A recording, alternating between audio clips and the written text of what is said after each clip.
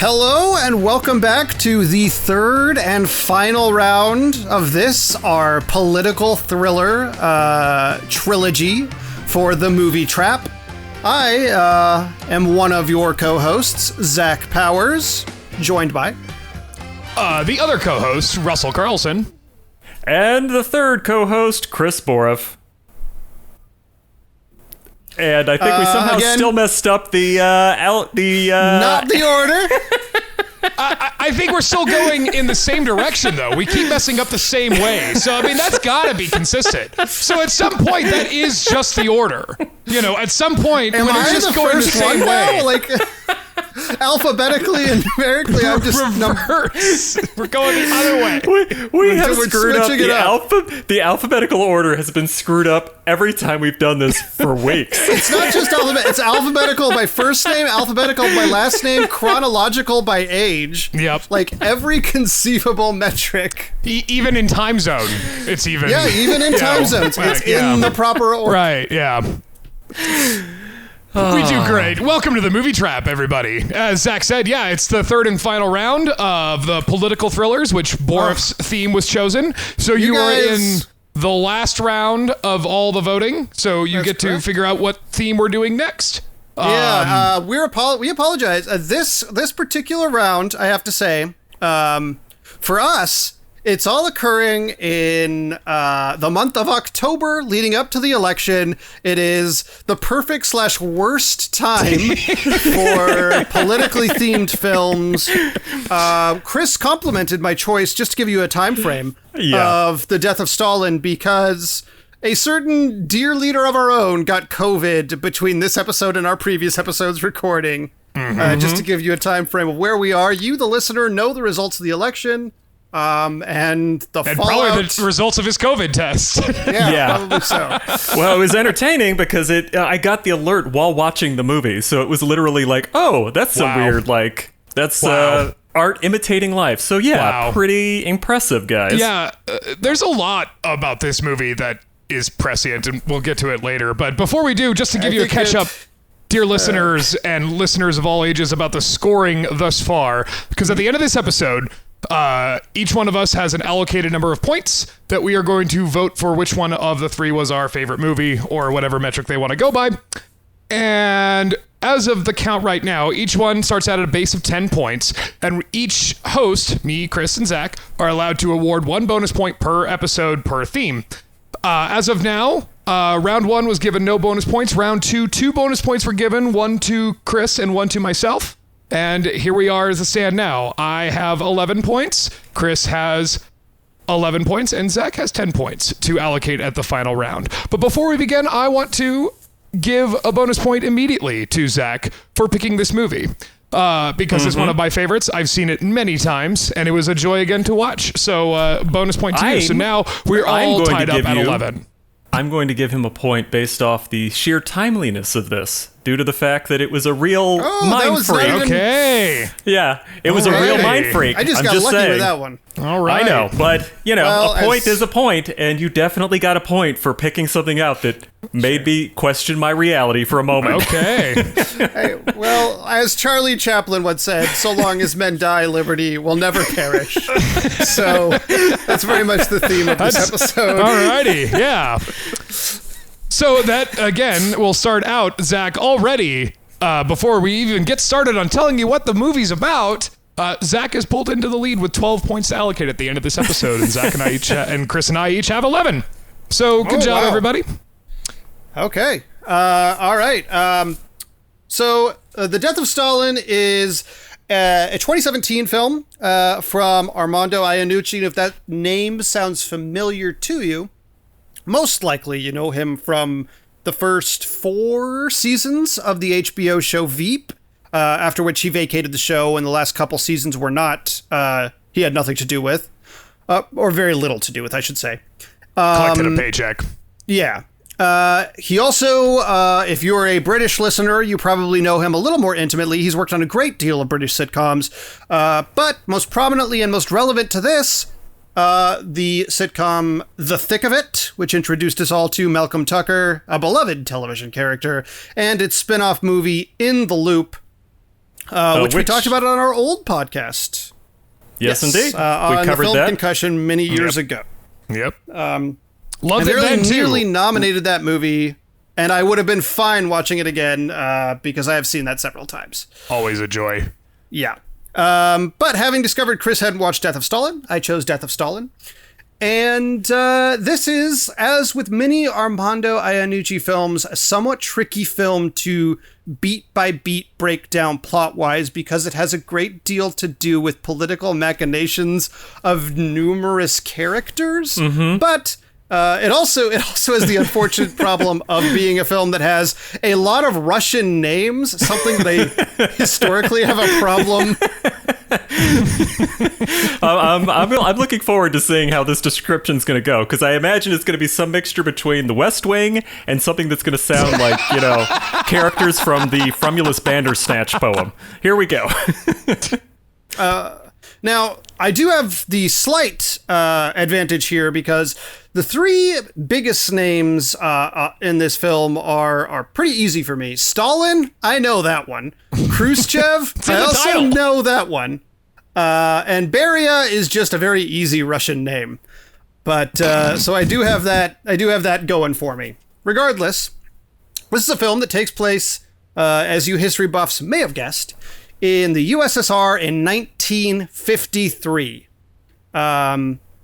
It begins with a performance of a musical concert, classical music being played in a hall, when the operator of the hall gets the call after it has ended that Stalin wants a recording of tonight's performance. No such recording exists, so they pull in vagrants off the street and force everybody back to replay the concert to create a record for Stalin. And I love this opening. It's such a great little fable about living under a truly authoritarian rule.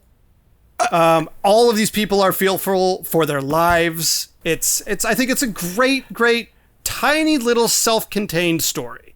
It is, and it mirrors the theme of the movie, because the guy who has to corral the audience to get back in their fucking seats and go find the orchestra again, because everybody's going home at that point. He becomes like this authoritarian, like, no, get back in your seat or I will shoot you. Nobody's gonna die. Yep. But it's because you live under this system, it forces you to not only act like that, but you're doing that out of your own survival. Yeah, that's Paddy Considine, I think. I can't pronounce his last name exactly. Mm-hmm. Fantastic actor. But that's also based off a true story. We can get into that after the thing, but many of these are true things. Story. The degree to which it's true is unclear, but something like that very well may have happened. Yeah. With the same pianist. The pianist in this is a historical person who was critical of the Soviet Union and of Stalin and somehow escaped death and or exile.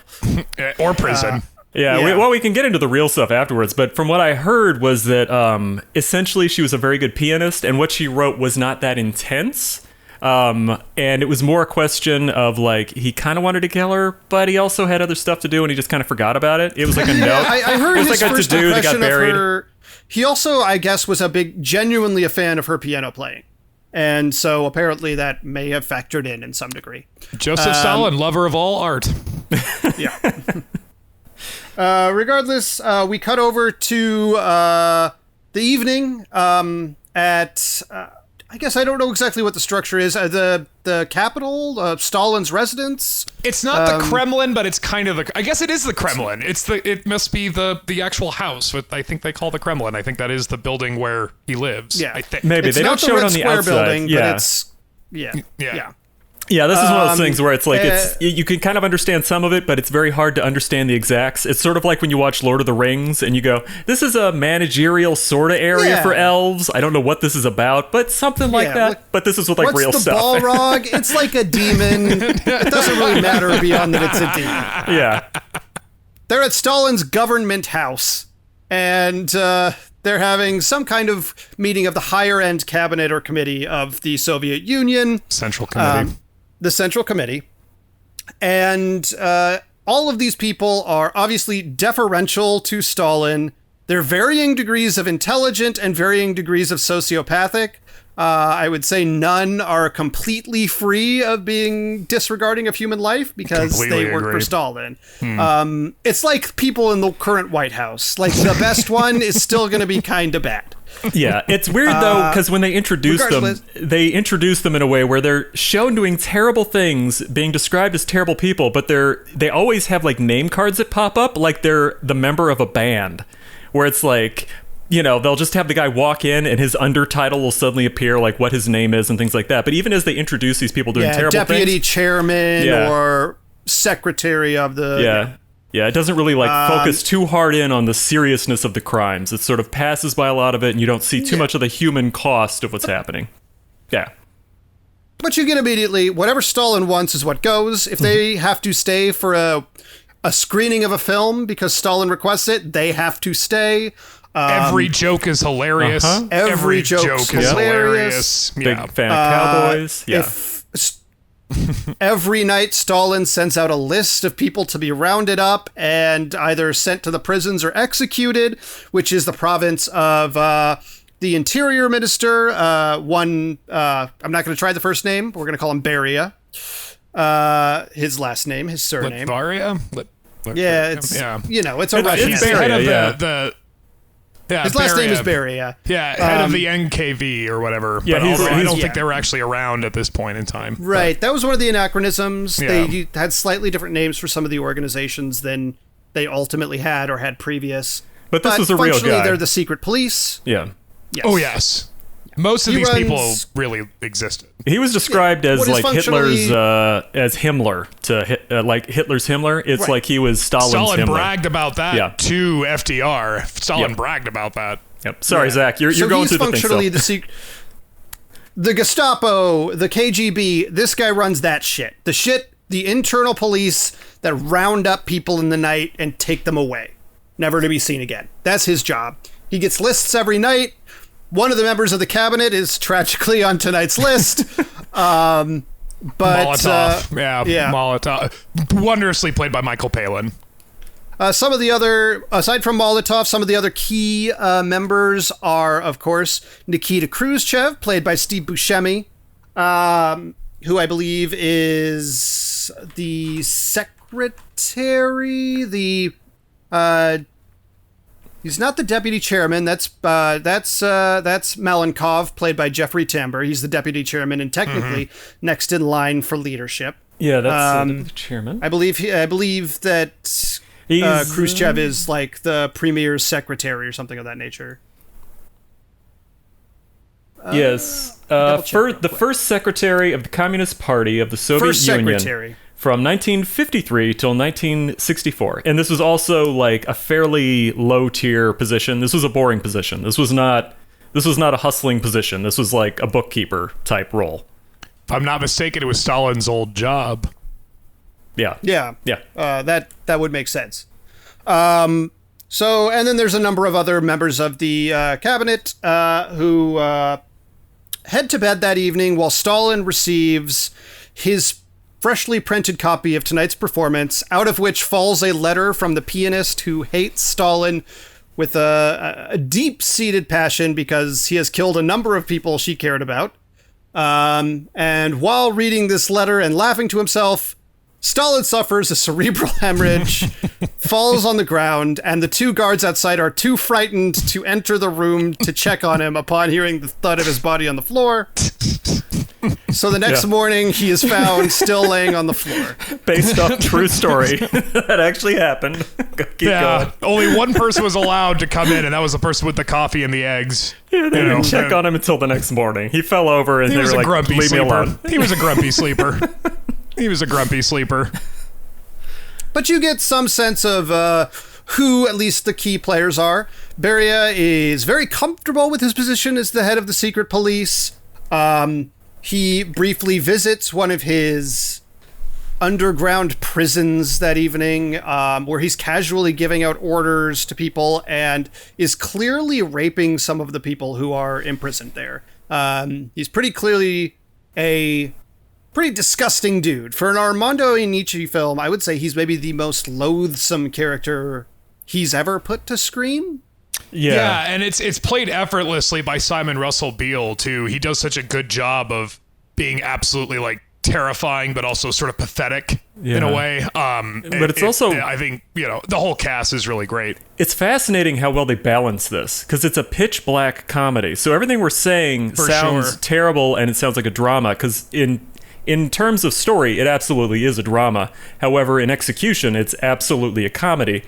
And it's extremely strange, because you meet Beria, he's doing terrible things, but the film, while it makes you hate him, doesn't make you stop empathizing with him, which is an extremely strange experience, because you still see him as a character later and fallible later. So it's not like a Darth Vader where you can like attribute like ultimate evil. There's like a problem with this man.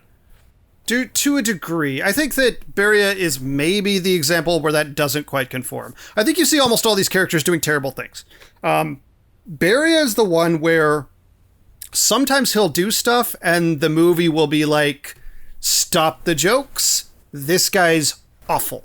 Like him dragging mattresses into rooms with female prisoners for later, or the way in which he mocks a guard who was stuttering earlier that he's planning to have executed.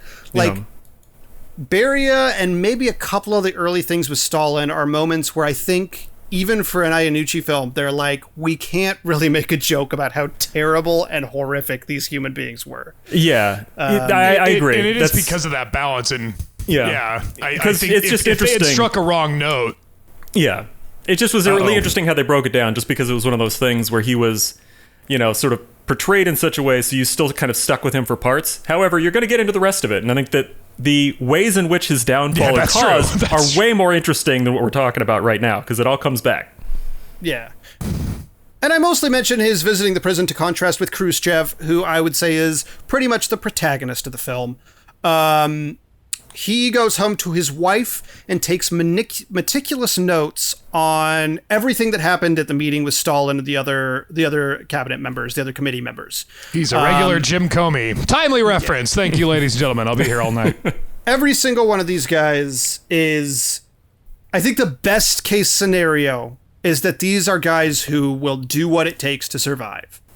At worst, they're full-blown sociopaths like Beria, and at best, they're either empty-headed yes men who don't know what the fuck's going on and put it out of mind, like Malenkov, Jeffrey Tambor, or they'll do whatever they need to survive. They're good at getting by, and I think that's sort of Khrushchev's role in this whole thing. Right. He's smart, and he knows how to not get killed.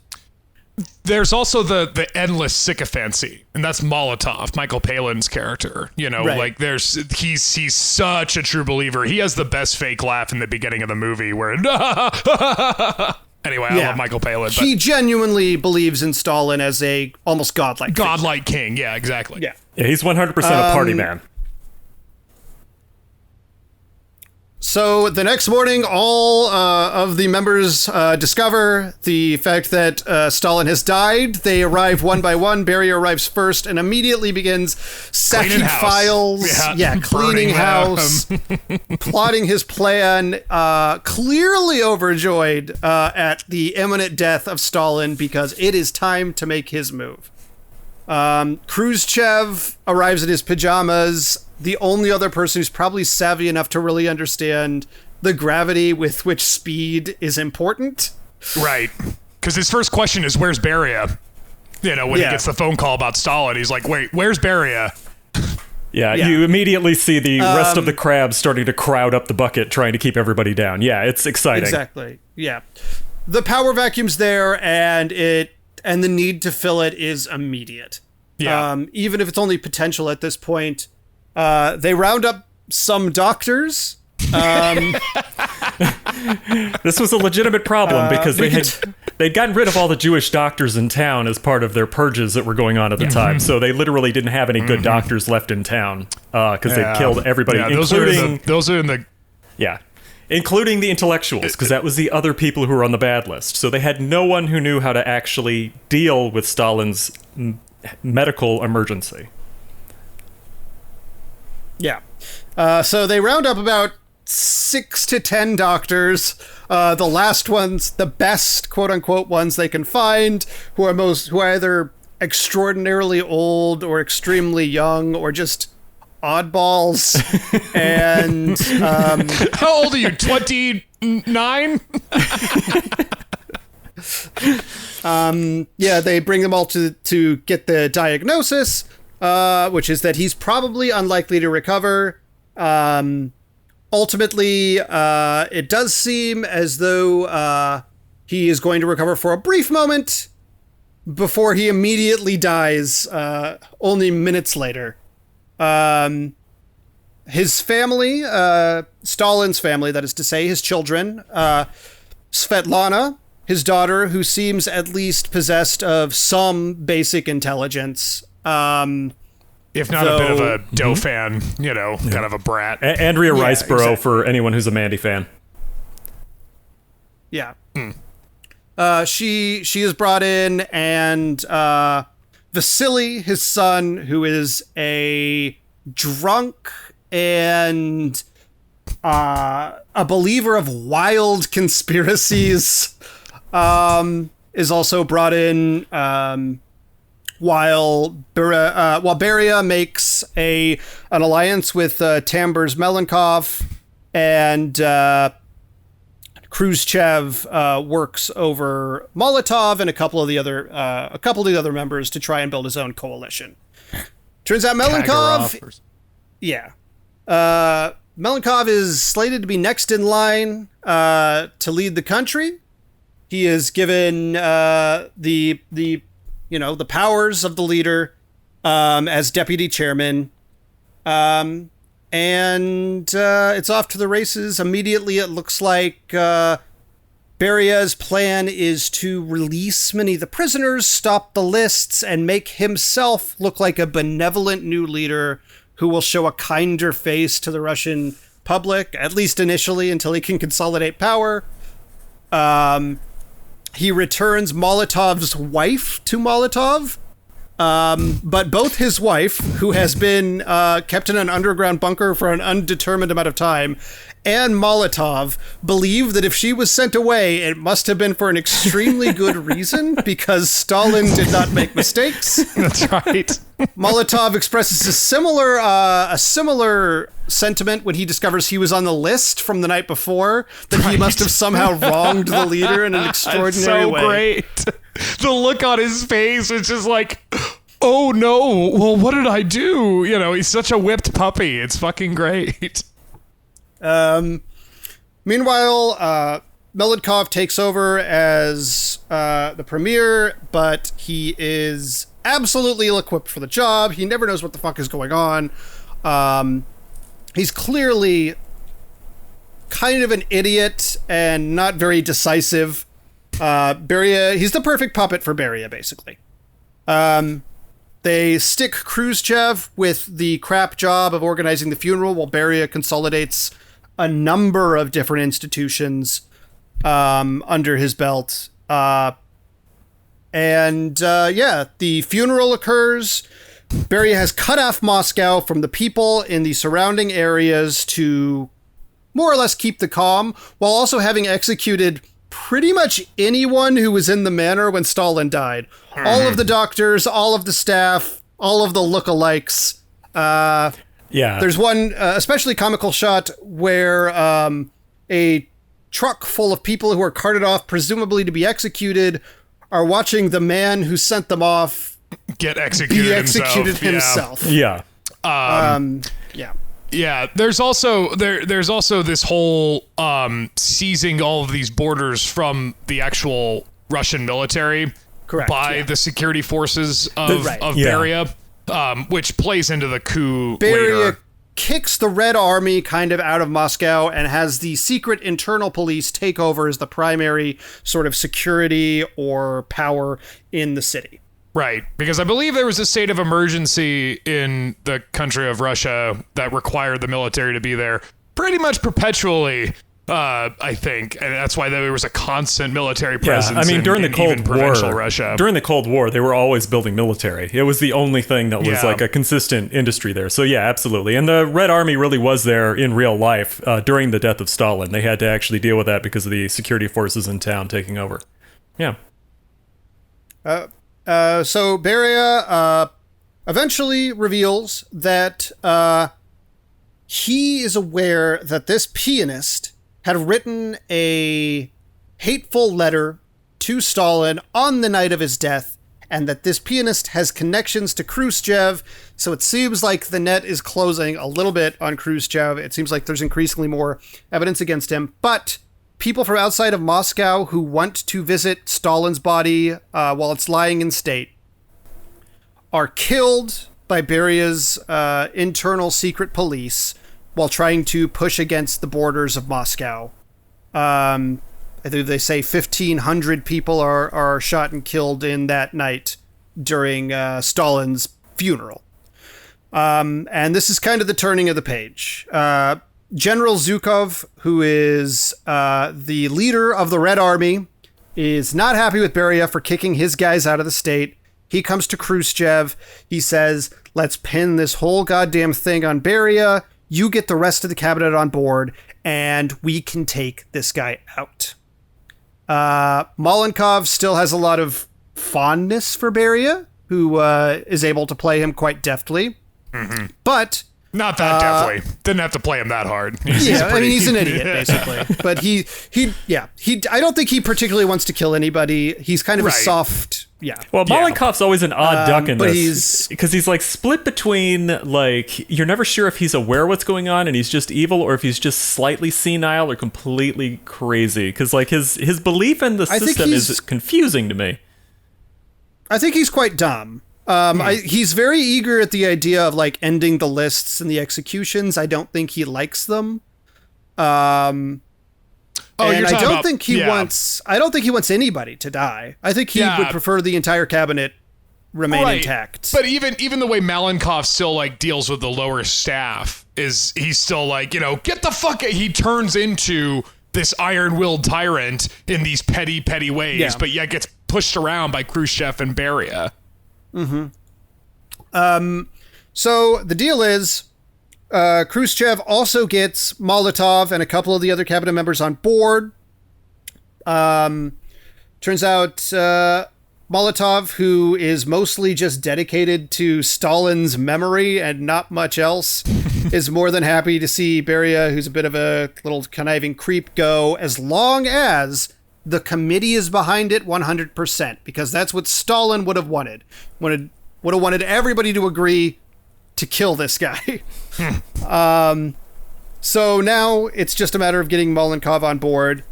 And the way Khrushchev does that is fucking just lie and tell everybody else that he's already on board.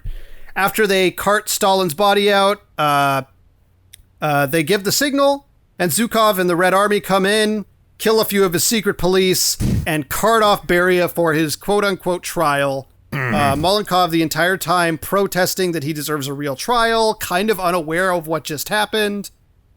And Beria kind of in this moment becomes, I suppose, the next Russian leader, because he just tells Malenkov what the fuck is going on and what the fuck to do, and forces him to sign the paper. They have this trial for Beria where Malenkov can't read the charges, so Khrushchev takes over. And Beria, pleading like a little weasel, like William H. Macy at the end of Fargo, almost. I totally thought of Fargo. Thought of Fargo.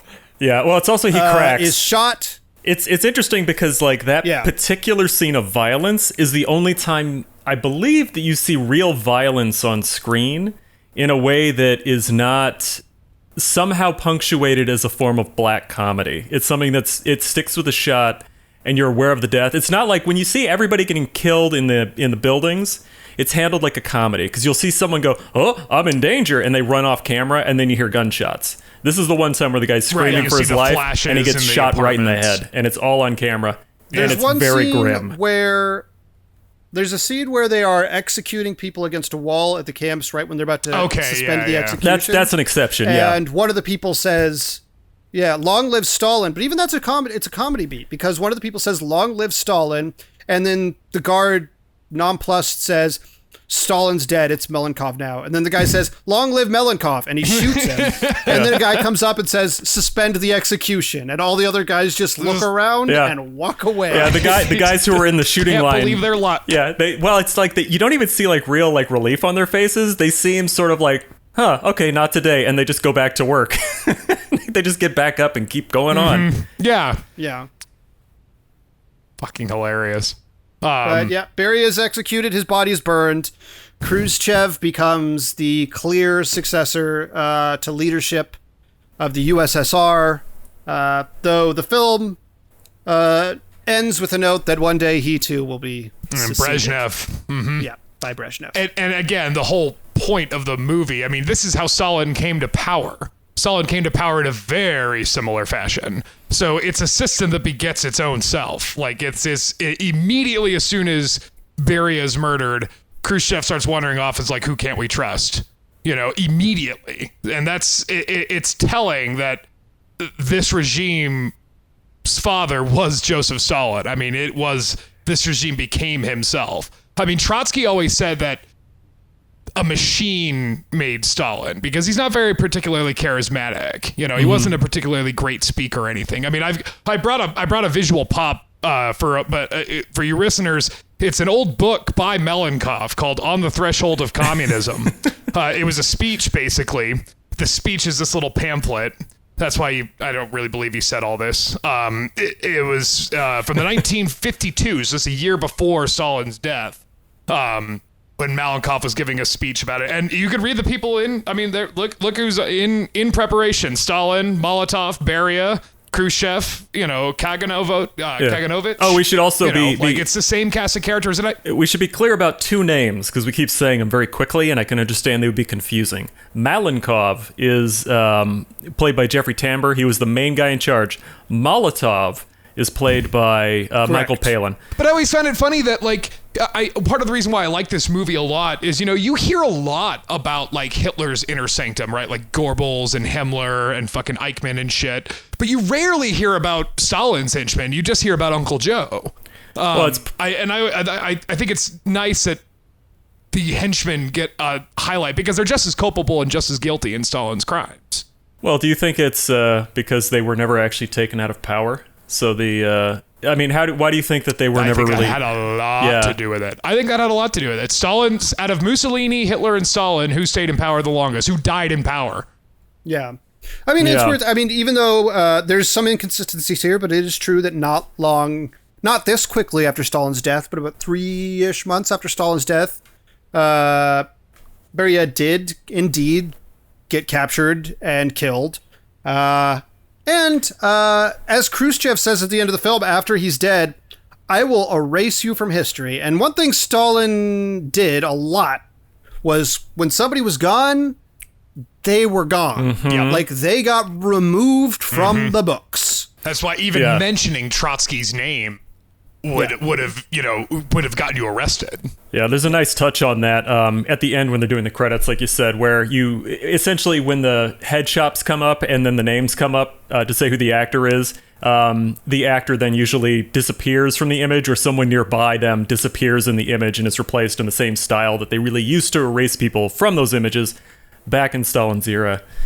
Did you guys kind of want to talk about the historical accuracies on this one? Because I kind of went down the rabbit hole a little bit on this one and had fun kind of seeing how close it was to reality. I did a brief read of the historical. I read one critical article about the overall tone, about what they kind of considered, because they kind of had a problem with the way that Beria was represented and how it kind of gave the whole regime a pass by making Beria the sort of manifestation of all of the wickedness of the Stalin regime.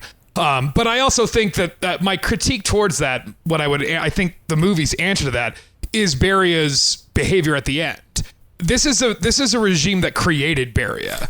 Beria may have been a scummy weasel to begin with, but this has been a system and a machine and a regime that rewards that behavior, and he's gotten fucking good at it out of survival. Almost to cement his position in power. So I think it's more of an indictment that this system creates Berias, and that Beria is more or less a victim of this machine as well. Well, he is. He gets fucking executed. So what do you guys think about the idea that, like, I noticed as it was going through, most of the machinations that eventually caused Beria to have his downfall are almost nice things he's doing? Like, even, like, releasing prisoners is something that's twisted around on him. So it was strange to me, because he was doing that with a couple different things. Like, he was being nice to Svetlana, offering to protect her. He did something, I can't remember the exact nature of the deal he had with her, but it was flipped at the end, so it was clear that all these things he'd been doing throughout the entire course of the film that were little things to be nice to people to try to gain their trust turned in the end to be something that was used against him.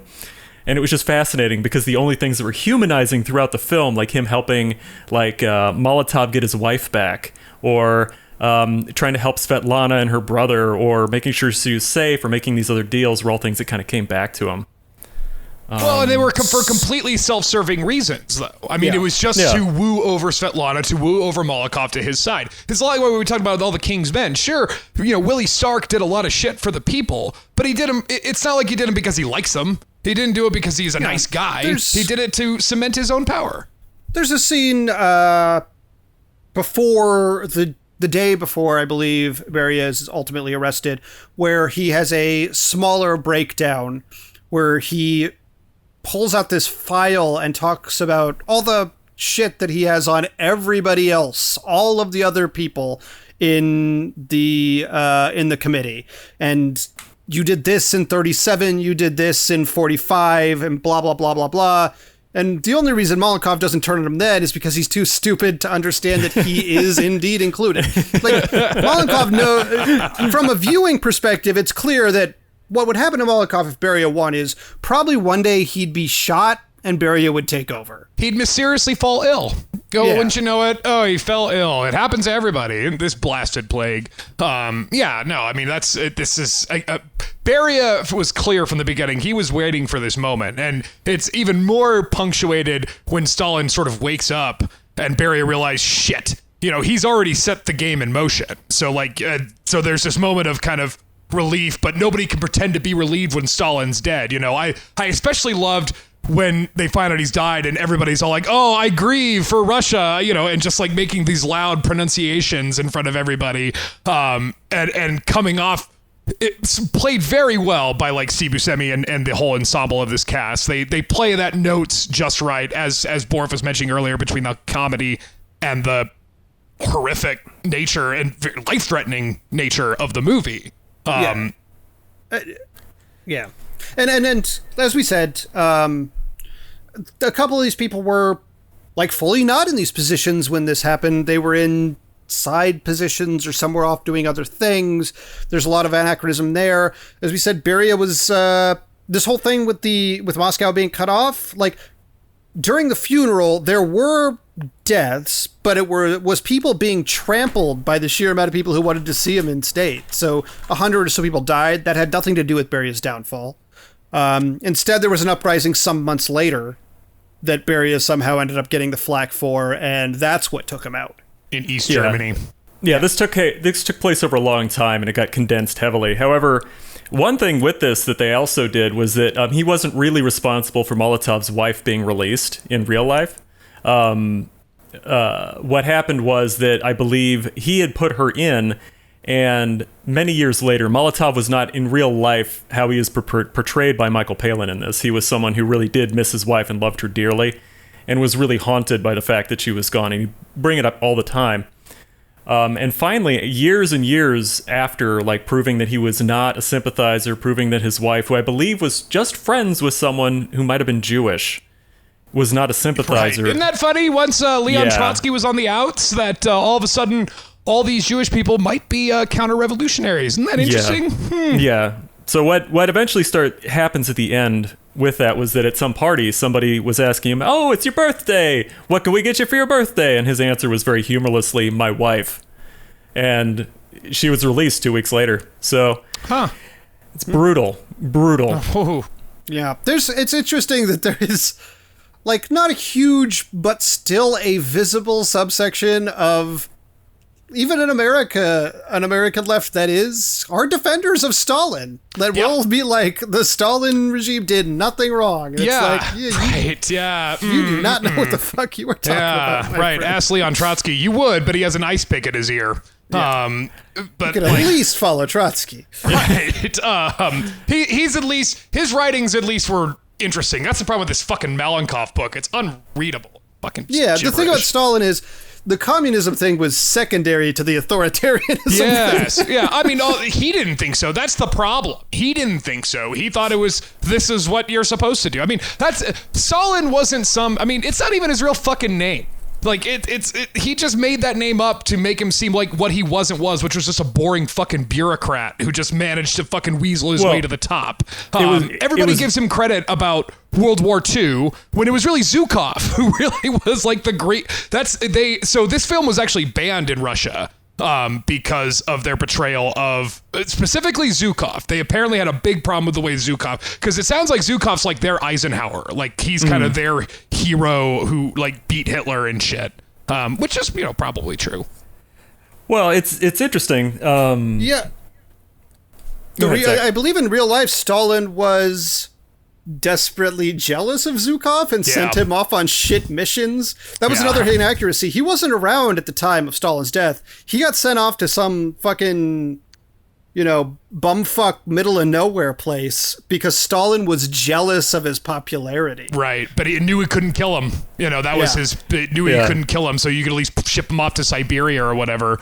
And still have his honor, and he'll still be like a war hero and shit. But I mean, Zhukov was involved in the coup against Beria. I mean, the whole button thing that was Zhukov. That Zhukov had no problem taking out a Beria. We should say Jason Isaacs plays Zhukov. Yes, does a great job. Very good job. Almost seals the show. And in fact, the other thing we do need to discuss about this movie, besides the historical accuracies, because as we mentioned, this summary is mostly not funny, and there's a lot of comedy in this movie, and we'd be remiss not to talk about that. This is a fucking comedy. Yeah, indeed. And it's hilarious. It is very funny. It's very pointed. Part of what I think works in this really well that helps with that comedy is the fact that no one tries to do a Russian accent. They just do, they either do English accents, or like in Buscemi's case, he's doing very much a Brooklyn accent. People actually pointed out how it was interesting in his particular case, and even with the man who plays Stalin, he has a Cockney accent. They kind of focused in on how the accents for the people sort of split up according to the geographic regions to kind of give you a sense of how people would sound differently. Because Stalin was originally Georgian, so he was from a completely different place. Yeah. So when he came in, he chose the name Stalin to sort of rebrand himself. But, Khrushchev had a very, rough accent. Yeah. But how did that work for you guys? Did you guys feel funny due to the fact there were accents in English? Given the fact that Iannucci's sort of style of comedy, which is very kind of talky, a lot of people... It seems almost off the cuff, the way of his comedy typically goes. So I think it frees a lot of the performances to sort of just kind of go with it and just be dedicated to what you're saying. Yeah, I think that... So one thing about Iannucci, and one of the reasons I like him so much, is that, yes, it's an extremely, mostly verbal, mostly very dry kind of comedy.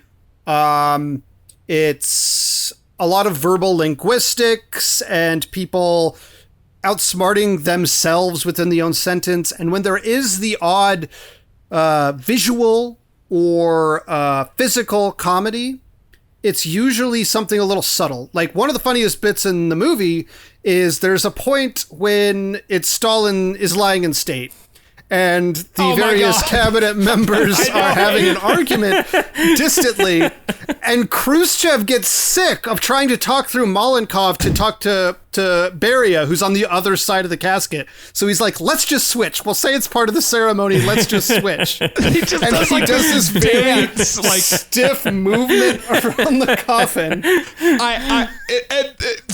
To hold a straight face while doing that, I think when you're shooting that would be really hard, because the way he plays it, it's just so it does look like part of the ceremony, and the way Tamworth's, what the fuck are you doing?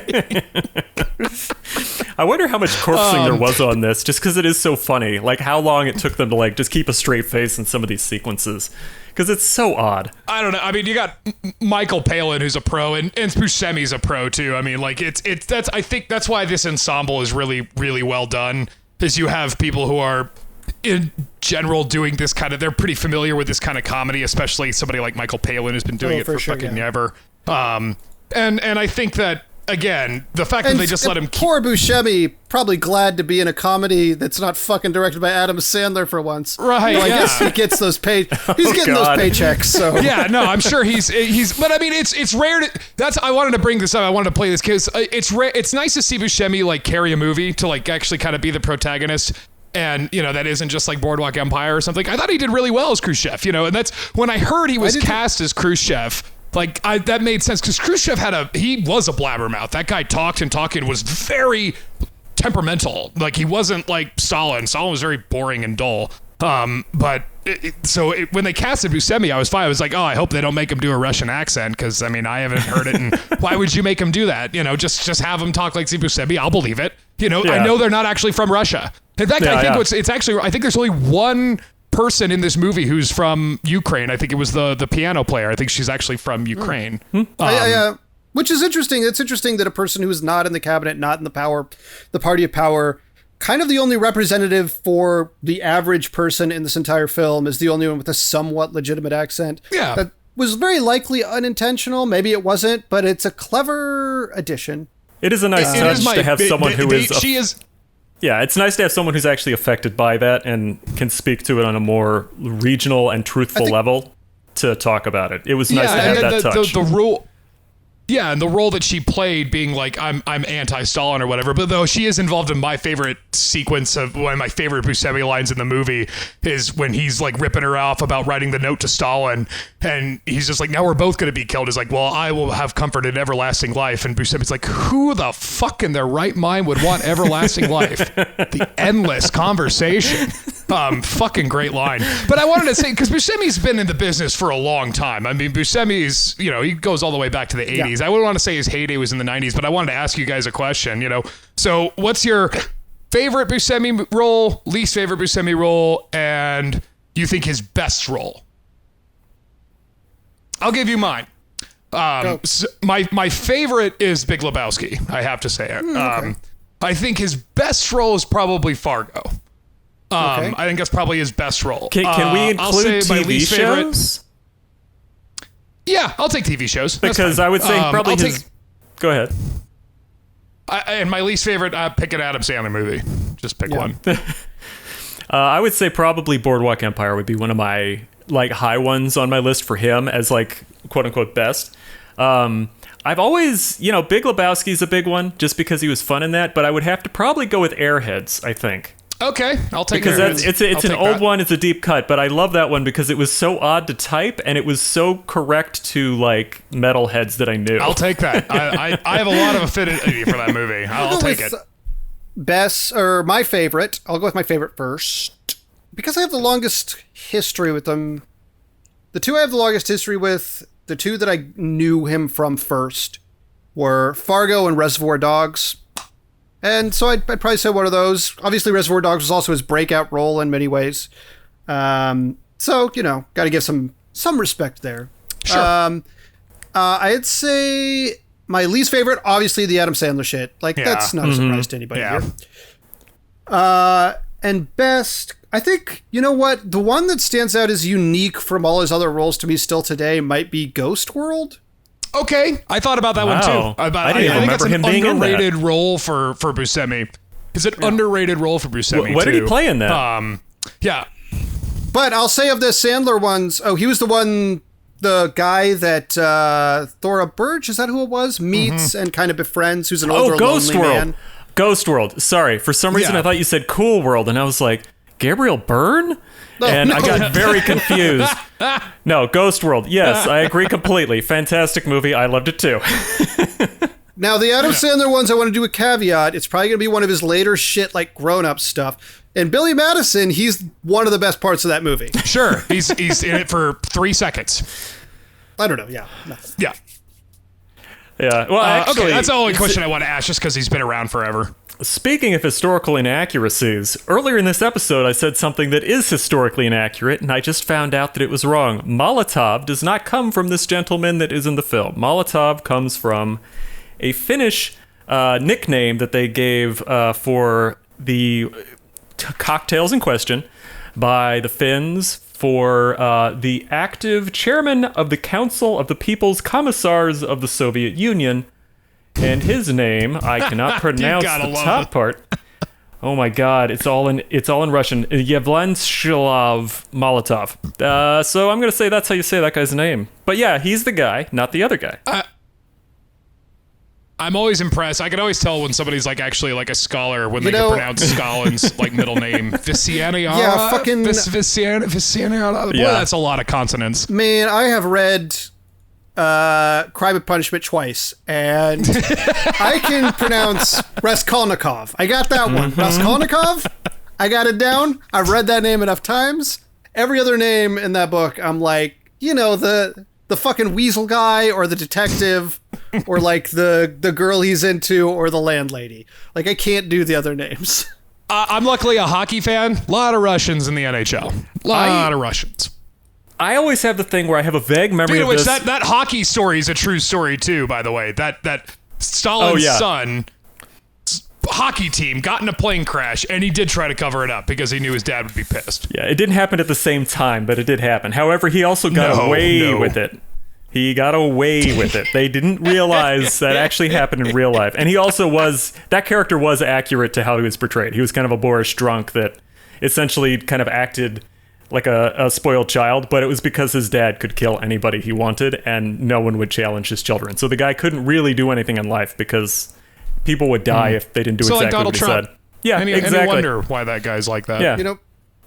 And it's worth noting, I looked up that thing about Molotov too, and I didn't quite get as in-depth as you found with your research, but one of the links when I did my research was the Wikipedia page for the Cult of Personality, and the image for that page is a Stalin propaganda poster. It's a gift that keeps on giving. I mean, there is something to say about that regime because it lasted so fucking long. I mean, they managed to. You could say that it was brutal and unstoppable. I mean, that regime in North Korea are like some of the few regimes that were just truly horrific, where it just kept on going. One of the complaints that the Russian government had is they don't have any movies about the Un dynasty, the Kim dynasty in North Korea. And I'm like, well, we kind of know what happened with the USSR. You guys opened your books. We get to read it, kind of. That's the thing about the Soviet Union. Clearly, they were big on records, but they didn't mind if records got, changed a little bit. If it's always been changed. No, it's always been that way. And it's a self-correcting mechanism that allowed itself, the brutality got to keep going because of that self-correcting mechanism, because it counted on people like Khrushchev, who would see an opportunity and seize it. Because that's what Stalin did. But Stalin saw an opportunity and took it. The iron grip, sorry for the pun, but the iron grip on the truth and the facts and the history. This is something that actually, it's funny we're talking about this. There's another film called The Silence of Others. It's on Netflix, and it is about the 40-year Spanish dictatorship that went on. And essentially, so many people died, but they don't talk about it. There was an agreement because it was Franco, when he was in power. He was killing anyone who was a political rival. And so what happened is there were so many people involved that they never had a moment where someone took the people out of power. So these people are still there. They're still legitimized. So you had people essentially lose their government jobs and just go into private public life. But these are torturers. These are people who had killed many, many people. So people would be dealing with essentially, Gestapo and like Nazi guard type people just released into the average population, and they had no comeuppance. Chris, where did it was you a say great this was? forgetting. It's Spain. Oh, Franco's Spain. Okay. Yeah. I don't know if you've seen the documentary The Act of Killing. That came out about 10, 15 years ago, maybe? The Act of Killing, I think. Yeah, but it is about these people. That was on Netflix. That was 2012 or 2013, I believe. But yeah, I've seen that one. That was, I can't remember the country, but go ahead and you can probably talk about it. It's, I think it's Indonesia, maybe?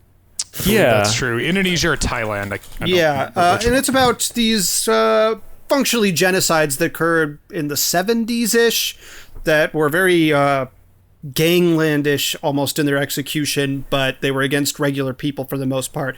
And they have these interviews with these people who are still in some degree of everyday life or power, just talking casually about all these hundreds of murders they committed. You're kind of burying the lead with that documentary. They're making a movie about their exploits. Mm-hmm. You know, they in the act of the killing, they're making that's what a movie. They believe is happening. Yeah, they're making a movie, and they even, to get cast members, round up actual villagers and terrorize them for the sake of the fucking movie. And you watch these villagers are like, oh my god, it's happening again. Wow. And it's a great movie. Could not recommend it enough. Maybe one day, if we ever get into the documentaries. Well, yeah. I did want to say that because there's a companion piece to that film that I've never seen, and I'm very curious to see what it is, because it's supposed to. There is. I haven't seen the follow-up. Okay. I have not seen the follow-up. The Something of Silence? The Look of Silence. Yeah. Yeah, it's all about, like, this one is told from the victims of said awful massacres that this state run. They weren't technically police, but they were like thugs that got a paycheck from the cops or some shit. But anyway, the recent one is made more from the victim's perspective. So it is kind of a companion piece, and it's not nearly as weird as the act of killing was. To bring it back, I did read the same thing that Russell read, that I think he mentioned this briefly, but there were some critics who thought this movie was a little disrespectful to the victims of Stalinism. And I kind of wanted to get your temperature taken on that, because there are some casual executions in this movie, some of which are even played for laughs. Sure. And obviously, like, a lot of people were killed under Joseph Stalin. Yeah. And some people said, like, it's all one thing to make fun of his committee members, but the fact that some of these abrupt executions of doctors or people in these camps were laugh moments, that rubbed some critics the wrong way. And I wanted to get your guys' feel on it, because in the moment it didn't bother me, though I could see how someone would come to that conclusion. That's fascinating. Yeah, I guess I'm kind of with you on that, because I think this film does its ever-loving best to not make light of the violence. Like, this is unlike anything Iannucci's ever done, especially in the amount of actual violence that happens. So, given that there are violent moments that are being made light of, I don't think they're making the actual bloodshed all that light. Because like I said, like Borif said earlier, the most horrifying death that you see almost full frontal is Beria. That's done with, it's not a joke. It's a very poignant point in the script. But to the victims of the Stalin regime, you know, I don't know, because like it almost makes like living in that regime, you're also a victim, you know. So I think by making light of that as well. Sorry not to cut you off. Oh, before Chris says this bit, I just want to say two things. One, yeah, I think one of the great things that affected me the first time I saw this movie, and I got to see it at the Ebert Film Center in downtown Chicago, because it got a very limited release. It was almost nowhere. But is that the anxiety of living in an authoritarian state is often portrayed, like the fear of the people in that opening scene and in certain other scenes, and the disorientation. And even though it's comical to see that man run away with his dog and his dog just wanders off when they take him, like, there is something to this anxiety that I think is poorly expressed in the day-to-day life of authoritarianism. And I want to commend Russell for that comparison. And also earlier, because we both thought of William H. Macy and Fargo, I'm going to give one to Russell. Oh, hey, all right. Okay, yeah, because it also, like, because when you think about the deaths in Fargo, that's kind of played in almost the same light, isn't it? Like, the whole kidnapping scene of William H. Macy's wife is fucking hilarious. But if you're William H. Macy's wife, that's terrifying. Well, it's not played to be funny. It's hilarious right up until she actually screams. Like the deadpan look she has when the guy walks up, in that moment of, I would say, disparity, you find comedy. Yes. And the thing is that I think in this, it's a similar thing. Because if I had personally had someone die who I knew who was affected by the Stalin regime, a joke about anything connected would be extremely offensive. However, the comedy in this is comedy of the absurd, is what I would suggest. It's not comedy of like other things. It's not like you're not laughing at the fact the deaths are happening. You're laughing at the fact the deaths are happening and people are being so cavalier and casual about it. And that just the sheer level of bloodshed is happening, that it is obviously insanity, but it almost has that sense of people who've like been born into an authoritarian regime where you're almost like, what are you going to do? What are you going to do? People are dying around you all the time. What are you going to do? And it's absurd and it's upsetting, but it's also, I think, probably the only way you could talk about the bizarreness of the fact that all this stuff happened and these people were okay just going back about their lives, even though people have been murdered on this scale. Right, like the whole thing's kind of played out like an office comedy, like like In the Loop and stuff. You know, it's kind of played off. Everything's very bureaucratic and official, and you know, we're dealing with really PR crises here. You know, and that it is much different. That's why I did want to kind of push back about this being a political thriller. I mean, I think it's more of a political thriller than, say, In the Loop is. I think In the Loop is more of a satire than this one is. This is a satire, but it's more or less a humorous take on things that kind of happened. And I expected there was a full-on chance that you guys would be like, this is disqualified. This was my risky gambit one that was like, this could be disqualified from the category of political thriller. For me, briefly, I knew Khrushchev would come out, but it still felt exciting. Like at the end, I didn't know the history exactly, so I was legitimately wondering who was going to die and who was going to make it through. So I was actually like, ooh, Svetlana, oh, you didn't do too well in Mandy. I'm very concerned what's going to happen to you in this movie. Come on, don't die in this one too, Andrea. It's you got to make it through one of them. Yeah. She also died in the Tom Cruise movie that she was in. The Oblivion. She was the lady on the spaceship, and she dies. Yeah. And I think Steve Buscemi is famous for dying most of the time, so good on him for actually pulling out through the end, you know, actually made it. He's very famous about that.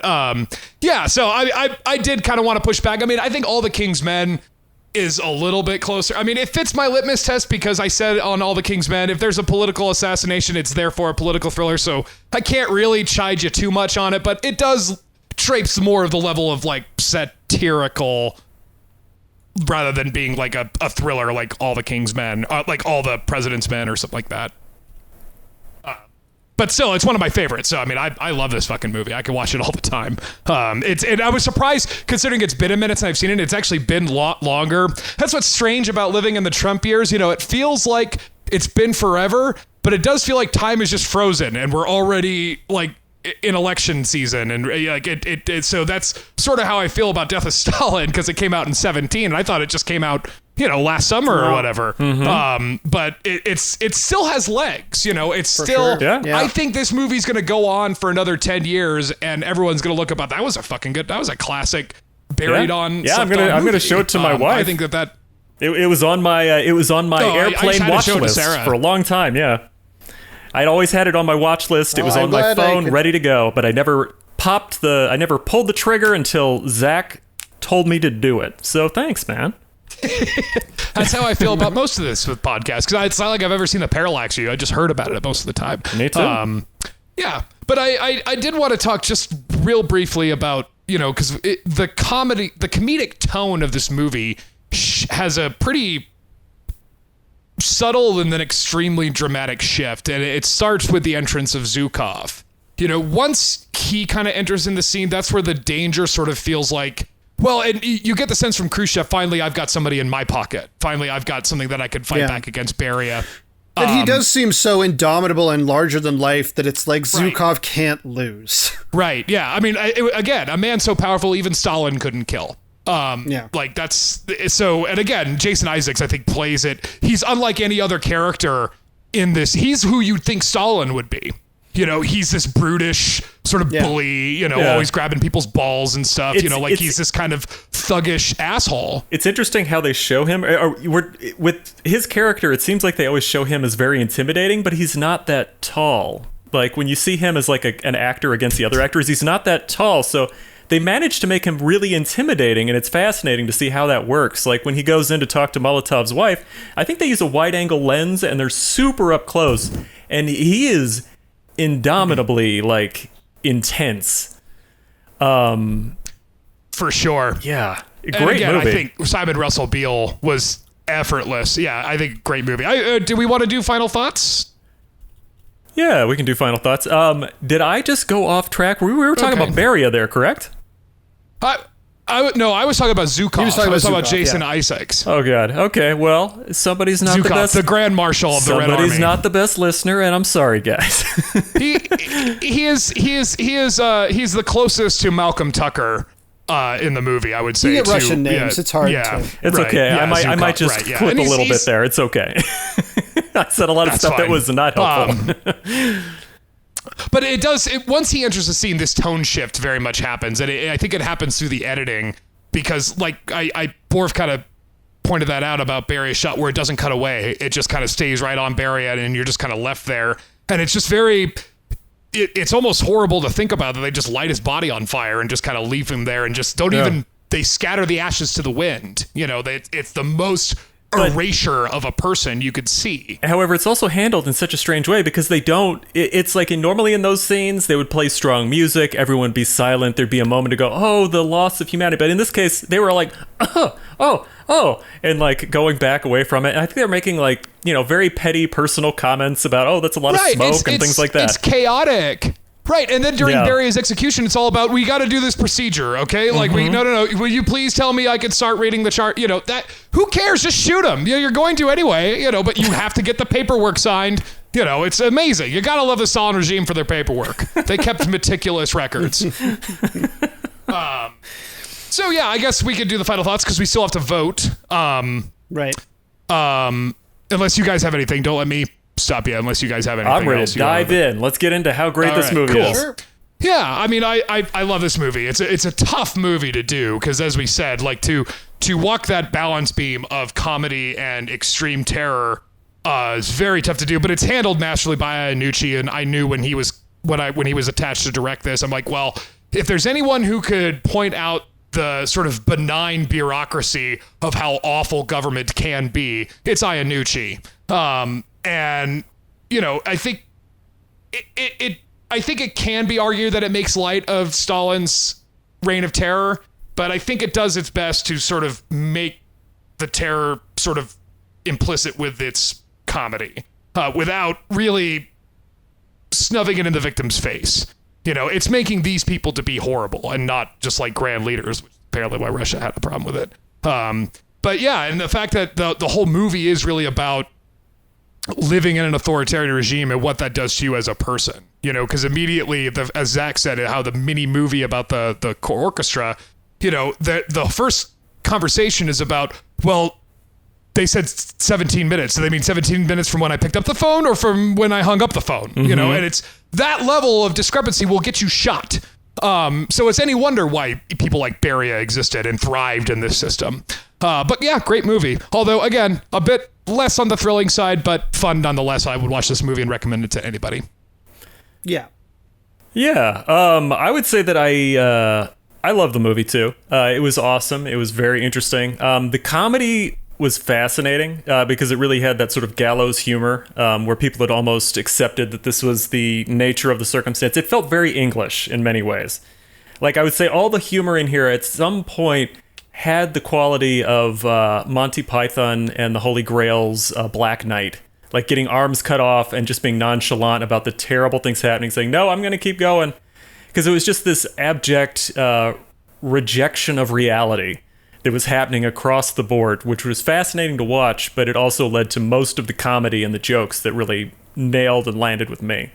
So yeah, I thought it was great, and I loved all the actors, and I have a new respect for the guy who played Stalin and the guy who played Beria. I also enjoyed this film a lot. I think that, the gallows humor is timely for where we are as a culture Indeed. right now, I suppose, in many ways. We talked about the decision not to use Russian accents, which I think is actually catching on in other projects in some degree. I think that people don't particularly care about that aspect of performance. And I know that a few years ago, Valkyrie did something like that, but I feel like I've read about stuff Didn't taking Chernobyl, that approach more commonly now. I think Chernobyl use English accents? Yeah. Just that everybody was from England. Yeah. I think at least this one had a very different cast. Yeah, and I do think like the different kind of animals that either animate or create authoritarian Beria, almost thrived under it. It allowed him to indulge in his worst impulses, whereas Khrushchev was a premier survivalist who was able to look the other way on things, but ultimately his skill was his ability to just watch out for himself. I like the dichotomy of types that created this horrific institution, and I see them reflected in certain people in other institutions and today, like in various manifestations. Like Malenkov is Rick Perry if I've ever seen one. Or Chris Christie. Or Chris Christie, poor bastard. He's going to get infected with COVID and nobody's going to tell him. Chris Christie is infected with COVID. You know that, right? Yeah, I know, and nobody told him. He found out on the news. Jesus. Barry is Stephen Miller. I don't know. Yeah, I'd be giving Pence too much credit to call him Khrushchev. He's more like Malenkov, where he's just probably like Malenkov, yeah. There'll be some. Maybe McConnell's the fucking Khrushchev, but he's also such a slight. Anyway, we can go down this rabbit hole. Yeah, we'll be here all day. It was fun to revisit this film, and I'm glad I got to show it to Chris for the first time. Cool. Okay, well that brings us to the most important part of the movie trap, and that is where we vote and choose the next theme. I assume that everybody has a theme in their pocket? Yeah. Good. Okay, so the way this is going to work, just as a recap, we are each going to vote on each of the movie from the order they were watched them in. Just as a recap on the points, Borif, you have 11 points, Carlson has 12, and Powers has 12. So, my vote for the Parallax View is number 1. And my vote for the Parallax View is 3. And my vote for the Parallax View is also 3. So that puts Parallax View at 7 points. So 7 points to beat. So I gave All the King's Men a 6. And I gave All the King's Men a 4. I gave All the King's Men a 4.5. We agreed no half points. Then I'll give it a 4. Okay. Wow, someone's really our faithful leader on this one, really telling us how to do the math. Rules matter, okay? Rules matter. Yeah, the death of math, I guess. They don't have half goals in fucking football or hockey, do they? No. All right, so now we're on to the Death of Stalin, DOS as it's well known. I'm giving Death of Stalin a 5. I am giving Death of Stalin a 4. I am giving Death of Stalin a 5 because we can't do the half points. So it's a 5. Covering the 4.5. Got it. Okay, so that puts us at a tie, actually. Wow. All the King's Men has 14 points, Stalin has 14 points, and Parallax View has 7 points. So, I guess since Zach and I's movies are the ones tied, I will put the tiebreaker to Borif. So, you get to award an extra point since you're the tiebreaker. Oh, God. Okay, well, that's a lot of pressure all of a sudden. Okay, so, if we're gonna break it down, Death of Stalin, very funny, first time seeing it. All the King's Men, not quite as funny, but first time seeing it. You know, it's a hard choice you guys put me in because these are two that I think are real classics. So, man. Okay, just to decide it, I am going to say Death of Stalin was fantastic because it was my first time to see it, and due to the fact that I hadn't seen it for so long and it was on my to-do list for so long, I give Zach the point. So, Death of Stalin is the winner. Damn, just missed it. by a deciding vote. Fine. You can't get any closer than that. I feel, but if you had let me have the half points, you would be picking the topic right now, my friend. Oh, damn it! Damn it. Okay. All right, Zach. Well, I guess balls in your court. Like Beria, you're hoisted on your own petard. Yep. You've schemed yourself into a corner. I became my own worst enemy. That's right. Hilarious. All right, Zach. So the ball's in your court. What are we trapped with this time? I got a couple different options here. Pulling up my list of potential thoughts I had for future topics. And I think this time I'm going to go with... You know what? I think I'm going to go with the same actor in multiple roles. That could be dual roles or more than dual roles. Depending on the movie you pick, I'm okay with either. But same actor, multiple roles in one movie. You know what? I'm going to start us out with one I have not seen in, God, probably 10 to 15 years, but I used to like a lot. Right? I liked the one time I saw it a lot. And that's David Cronenberg's Dead Ringers. Wow. Okay. Dead Ringers. It's been ages since I've seen it, probably since high school. But I was fond of it at the time, so... That is going to be a fantastic and interesting view, I think. Mixed bag. Yeah. Yeah. How long has it been since high school for you? Bag. 13, 14 years. Okay, that's about enough time to get between views of Dead Ringers. You're going to see what this is about when we get back into it. It'll be interesting to see how you return to it as an adult.